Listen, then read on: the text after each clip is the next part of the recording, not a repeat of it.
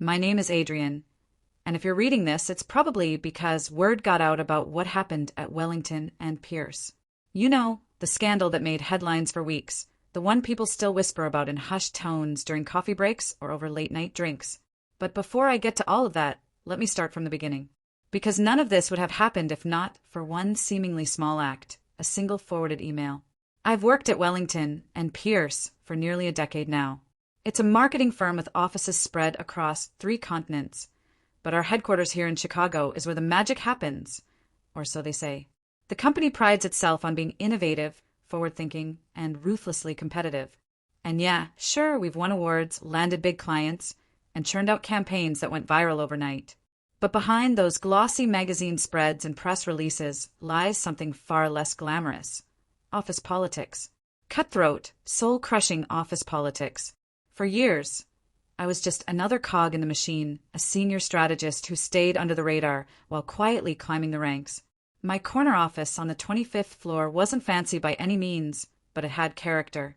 A view of the city skyline, shelves lined with books and awards, and enough sunlight streaming through the windows to make even the longest days feel bearable. It was mine, or at least it used to be. Let me back up a little. About 6 months ago, the CEO's son joined the company. His name is Carter Pierce, and trust me when I say he's exactly the kind of entitled brat you'd expect him to be. Fresh out of some Ivy League school with a degree in business management, or whatever they call it these days, he strutted into the building like he owned the place. Which, technically, I guess he does. He didn't bother learning anyone's names, never attended team meetings unless absolutely necessary, and spent most of his time either on his phone or glaring at people as though their very existence offended him. Carter's arrival sent ripples through the office, but no one dared say anything. After all, criticizing the boss's kid is basically career suicide. So we all gritted our teeth and carried on, hoping he'd eventually find something better to do than micromanage projects he clearly didn't understand. That hope died pretty quickly. It started with small things, requests for updates on campaigns that were already running smoothly, suggestions to rebrand, concepts that had been approved weeks earlier, and unsolicited feedback delivered with an air of superiority that made everyone want to scream. But then came the bombshell. Carter decided he needed an office. Not just any office, mind you, he wanted mine. At first, I thought it was a joke. I mean, there were plenty of empty offices on higher floors, ones with better views and fancier furniture. But apparently my space was perfectly located and just the right size. Translation? He liked how close it was to the executive suites and didn't care who he stepped on to get it. When HR informed me of the decision, I felt like I'd been punched in the gut. No warning, no discussion. Just a curt email telling me to pack up my things and move to a smaller workspace down the hall. The new office wasn't terrible per SE. It had 4 walls and a door, which is more than some people can say. But it lacked natural light, smelled faintly of stale coffee, and was barely large enough to fit my desk and chair. Worst of all, it felt like a demotion, a slap in the face after years of hard work and dedication. Everyone knew why I'd been moved, too. Office gossip travels faster than sound, and within hours, the entire floor was buzzing about how Carter Pierce had kicked me out of my office. For weeks, I stewed in silence. I tried to focus on my work, reminding myself that success isn't defined by square footage or window views. But every time I passed my old office, now occupied by Carter, I felt a fresh wave of anger bubbling up inside me. He'd taken something that wasn't his to take, and for what? To prove he could? Then, one Friday afternoon, everything changed. It was late, and most of the office had cleared out. I was sitting at my desk, trying to finish up a presentation for Monday morning, when an email popped up in my inbox. At first glance, it seemed routine.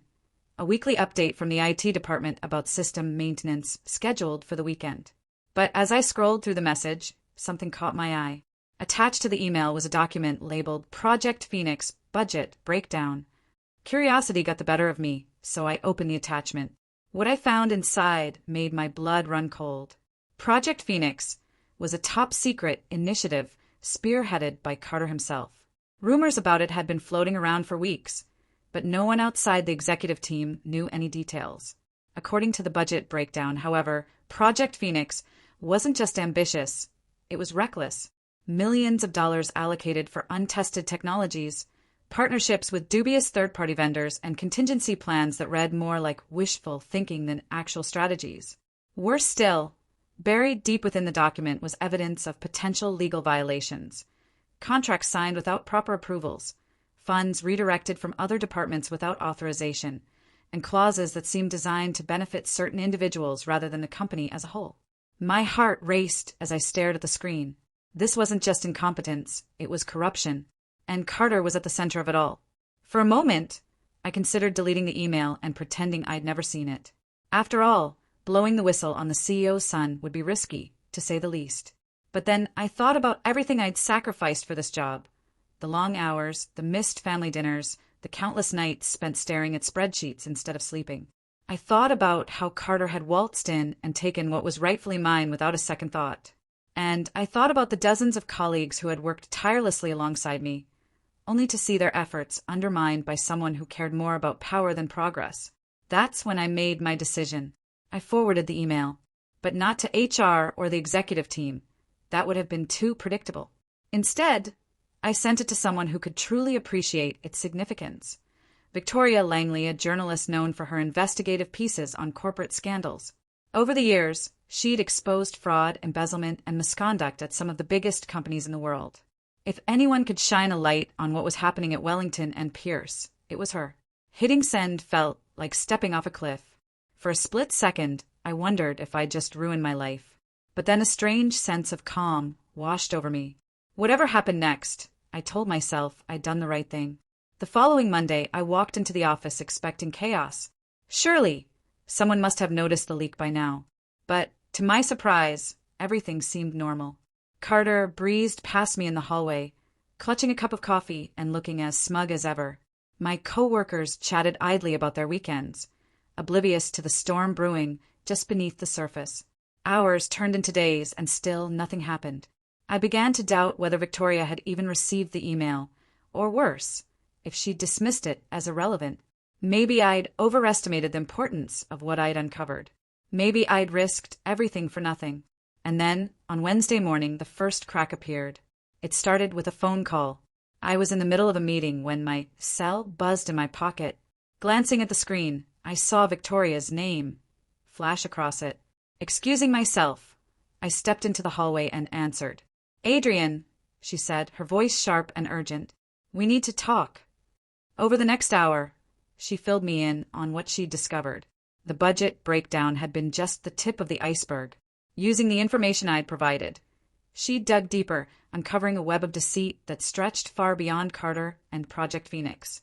There were secret meetings, shell companies, and whispers of offshore accounts, all tied back to Wellington and Pierce. She promised to protect my identity as her source, but warned me that once the story broke, there would be no going back. By Friday, the dam finally burst. Victoria's article hit the internet early that morning, splashed across every major news outlet imaginable. The headline alone was enough to send shockwaves through the industry. Wellington and Pierce under fire. Allegations of fraud, mismanagement, and nepotism rock marketing giant. Within minutes, social media erupted with reactions. Employees posted screenshots of the article in group chats. Reporters camped outside the office building, shouting questions at anyone brave enough to step outside. Even competitors weighed in, eager to capitalize on our downfall. Inside the office, panic set in. Phones rang nonstop as clients demanded answers. Executives huddled in conference rooms, their faces pale and drawn. And Carter? Well, let's just say his usual swagger had vanished. He wandered the halls like a ghost, avoiding eye contact and muttering under his breath. As for me, I kept my head down and focused on my work. Part of me expected retaliation, some thinly veiled threat or passive-aggressive comment meant to remind me of my place. But, strangely, no one approached me. Whether out of fear or respect, I couldn't say. Either way, I wasn't complaining. In the weeks that followed, the fallout continued. Clients began pulling contracts left and right. Board members resigned in droves. And Carter? He disappeared altogether, vanishing from the office as suddenly as he'd arrived. Rumor had it he'd been shipped off to some remote branch overseas, though no one could confirm it for sure. Despite the chaos, I found myself feeling oddly free. For the first time in years, I wasn't afraid to speak up or challenge the status quo. I started collaborating with colleagues I'd never spoken to before, brainstorming ideas for how to rebuild the company from the ground up. Some of them even thanked me for standing up to Carter, for exposing the truth, for giving them hope that things could change. Of course, not everyone was happy about it. There were whispers in the shadows, accusations that I'd betrayed the company, that I was only looking out for myself. But I didn't care. Let them talk. They could hate me all they wanted, but they couldn't deny the fact that I'd done what no one else had the courage to do. Looking back, I realize now that forwarding that email wasn't just about revenge. It was about justice, about holding people accountable for their actions, regardless of their titles or connections. It was about proving that even in a world where power often trumps morality, there's still room for integrity. But the story doesn't end here. Not yet, because while Carter may be gone, the damage he caused runs deep. Rebuilding trust won't happen overnight, and there are still plenty of unanswered questions lingering in the air. Questions about who else was involved, about how much higher the corruption goes, about whether Wellington and Pierce can survive the scandal at all. So I'll keep fighting. For myself, for my colleagues, for the future of this company. Whatever comes next, I know one thing for certain. I'm ready. The weeks turned into months, and the chaos at Wellington and Pierce began to settle into a new kind of normal. The initial shock had worn off, but the aftershocks were still being felt. Clients slowly trickled back as we worked tirelessly to rebuild trust and prove that the company was more than its scandals. New leadership was brought in, people with fresh perspectives and no ties to the old guard. They promised transparency, accountability, and a renewed commitment to doing things the right way. For me, life at the office transformed in ways I never expected. My role shifted from senior strategist to something closer to a de facto leader within my department. Colleagues who once barely acknowledged me now sought my input on projects, valued my opinions, and leaned on me for guidance. It wasn't just because I'd exposed the truth about Carter.